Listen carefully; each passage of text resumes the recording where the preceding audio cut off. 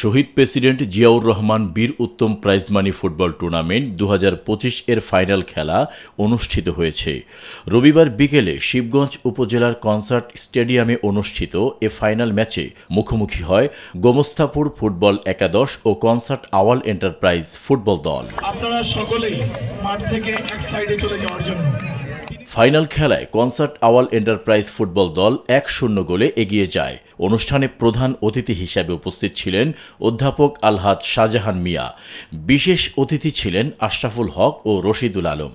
Final ম্যাচের সার্বিক সমন্বয়কারীর দায়িত্ব পালন করেন শিবগঞ্জ উপজেলা বিএনপি সদস্য সচিব ও শিবগঞ্জ উপজেলার সাবেক ভাইস চেয়ারম্যান জনাব শহীদুল হক হায়দারি শহীদ মিয়া। কনসার্ট একটা অত্যন্ত ঐতিহ্যপূর্ণ অঞ্চল।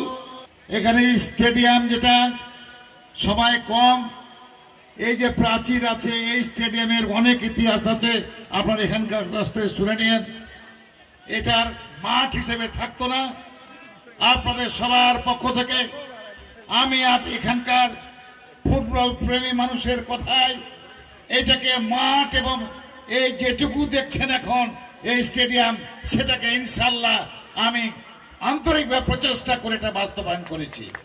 টুর্নামেন্টকে ঘিরে কনসার্ট স্টেডিয়াম ও আশেপাশের এলাকায় ক্রীড়াপ্রেমীদের মাঝে উৎসাহ উদ্দীপনার ছাপ স্পষ্টভাবে দেখা যায়।